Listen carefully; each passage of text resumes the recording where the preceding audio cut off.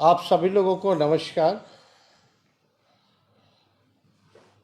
और आज आप लोगों के बीच फिर से फेसबुक लाइव के ज़रिए आपसे अपने विचार को रखने का काम करेंगे और सभी फेसबुक साथियों को कहेंगे कि आज के जो मुद्दे हैं बहुत ही महत्वपूर्ण मुद्दे हैं, जिसको आप सब लोग सुनिए, समझिए और निर्णय लीजिए। देश एक खतरनाक मोड़ पर और निर्णायक मोड़ पर है। ये देश बचाने और बनाने की लड़ाई है। ये सरकार बनाना गिराने की बात नहीं, बल्कि देश को बचाना और बनाना है। ये चुनाव कोई मोदी जी का नहीं, बल्कि मुद्दों पर होना चाहिए, मुद्दे की बात होनी चाहिए। जिस प्रकार से लगातार मोदी जी जांच एजेंसियों का दुरुपयोग करके और जांच एजेंसियों की मदद से देश पर आपातकालीन अघोषित इमरजेंसी थोप रहे हैं। झूठे केसों में लगातार मुख्यमंत्रियों को जेल भेजा जा रहा है। तो आप समझ सकते हैं कि कल ये जीत गए तो किसान, कर्मचारी और व्यापारी को क्या समझेंगे। इसलिए आप सब लोगों से यही अपील करते हैं कि अपने विवेक से निर्णय लीजिए, नहीं तो आने वाली पीढ़ियों को जो है काफ़ी नुकसान होगा। तानाशाही पूरे देश में है और इसका तलवार से नहीं, बल्कि वोट के चोट से आप लोग जवाब देने का काम कीजिए। हम लोग लगातार आप लोगों के बीच आते हैं, मुद्दे की बात करते हैं, गरीबी की बात करते हैं, बेरोजगारी की बात करते हैं। हम लोग किसान मजदूर की बात करते हैं, विकास की बात करते हैं, भाईचारे की बात करते हैं।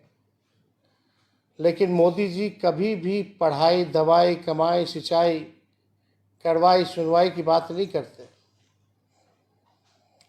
लगातार मोदी जी और भाजपा के लोग जो हैं उन विषयों को नहीं छूते हैं, क्योंकि उनके पास कोई जवाब नहीं है। वो लगातार इधर उधर की बातें करेंगे, हम लोगों को गालियां दिया जाएगा। उसके अलावा 2014 से अब तक उन्होंने कुछ नहीं किया।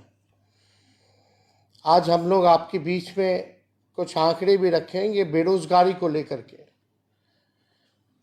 अपने आप से आप लोग पूछिएगा कि मोदी जी के 10 वर्षों में क्या महंगाई चरम पर नहीं है? गरीबी इतनी बढ़ गई है कि मोदी जी स्वयं कह रहे हैं कि 80 करोड़ लोगों को वो अनाज बांट रहे हैं। आप समझिए, देश की आधी आबादी से भी ज़्यादा यानी 80 करोड़ लोगों को खुद मोदी जी मान रहे हैं, स्वीकार कर रहे हैं कि वो अनाज बांट रहे हैं। हालांकि मोदी जी के समय से अनाज बांटने की शुरुआत नहीं हुई है, ये तो कांग्रेस के ज़माने से ही अनाज लोगों को बांटा गया।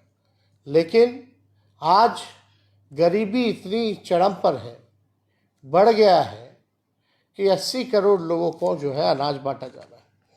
बेरोजगारी इतनी बड़ी है, इसलिए विगत 46 वर्षों में बेरोजगारी ने अब तक का रिकॉर्ड तोड़ दिया है। आप देखेंगे भयानक आंकड़े मेरे सामने हैं। इंटरनेशनल लेबर ऑर्गेनाइजेशन यानी ILO, यानी हिंदी में हम कहें तो अंतर्राष्ट्रीय श्रम संगठन और इंस्टीट्यूट ऑफ ह्यूमन डेवलपमेंट की बेरोजगारी की रिपोर्ट और ताज़ा आंकड़ों में मुताबिक आज देश के बेरोजगारों में से 83% युवा है, यानी 83% जो है युवा है। पढ़े लिखे युवाओं में बेरोजगारी दर जो है 65.5% है, यानी जो पढ़े लिखे युवा हैं उसमें भी 65% है। ग्रामीण क्षेत्रों में सिर्फ, देखिएगा, गांव में आत्मा बस्ती है, ग्रामीण इलाकों में सिर्फ 17.5% युवा के पास काम है। यानी भारत की आत्मा जहां गांव में बसती है, 82% युवा गांव के हमारे देश में बेरोजगार है। आज तक मोदी जी ने इन आंकड़ों के बारे में नहीं बताया। हम आपको बताना चाहते हैं, और ये कोई मेरा आंकड़ा नहीं है, ये ILO का आंकड़ा है। और आप लोगों को समझना पड़ेगा, अपने विवेक से काम करना पड़ेगा। मुद्दे पर चुनाव होना चाहिए, ना कि किसी एक व्यक्ति की बात है।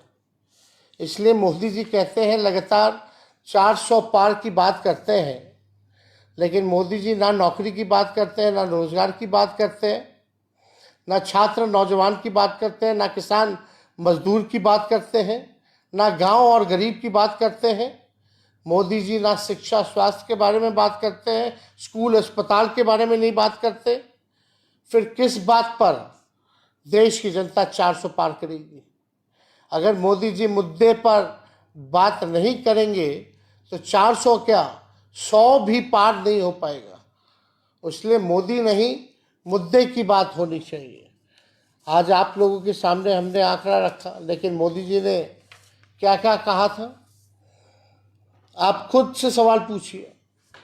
2014 में NDA को 40 में से 33 सीटें मिली थी, और 2019 में NDA को 40 में से 39 सीटें जो हैं वो मिली। 10 वर्षों से ऊपर नीचे डबल इंजन की सरकार है। मोदी जी के आने के बाद क्या तब्दीली हुई आपकी जिंदगी में, जरा इस पे सोचिएगा। मोदी जी ने 10 वर्षों में आपके गांव को क्या दिया? मोदी जी ने 10 वर्षों में आपके जिला, क्षेत्र, प्रदेश को क्या दिया? मोदी जी ने क्या आपके गांव में अस्पताल बनवाया? क्या स्कूलें अपग्रेड की? क्या आपके जिला के क्षेत्र में उद्योग लगाया? क्या 10 वर्षों में निवेश बिहार में आया? क्या 10 वर्षों में जितना निवेश और विकास गुजरात में हुआ है, क्या उतना बिहार में हुआ है? ये सवाल जो है आप सब लोगों को पूछना चाहिए। मोदी जी ने क्या वादा किया था पिछले बार कि 2022 तक जो है किसान भाइयों का आय दुगना कर देंगे। क्या आय दुगना हुआ किसानों का? किसान जो है आंदोलन कर रहे हैं, लेकिन मोदी जी के पास समय नहीं है उनसे बात करने के लिए, उनकी समस्याओं का हल करने के लिए। मोदी जी ने कहा था जिसका घर नहीं उसको पक्का मकान देंगे 2022 तक। क्या उन गरीबों को क्या पक्का मकान मिला? ये सवाल पूछिएगा। मोदी जी ने कहा था स्मार्ट सिटी जो है वो बनाने का काम करेंगे। क्या आपका पटना या बिहार में जो चुने गए थे स्मार्ट सिटी के नाम पर, क्या वो शहर स्मार्ट बने? ये सवाल पूछिए। स्थानीय मुद्दे, 2 करोड़ नौकरी की बात उन्होंने कही थी, 10 साल में 20 करोड़ हो जाता। कितनों को मोदी जी ने सरकारी नौकरियां देने का काम किया?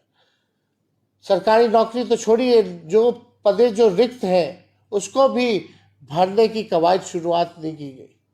जो भारत सरकार में 15-15 लाख रुपए क्या खाते में आए? किसानों की आय दुगुना नहीं हुआ। प्रधानमंत्री आदर्श ग्राम का क्या हुआ? क्या हमारी गंगा को साफ करने का वादा किया था इन्होंने, क्या गंगा साफ हुई? पेट्रोल, डीजल, गैस सस्ती हुई या और महंगा हो गया?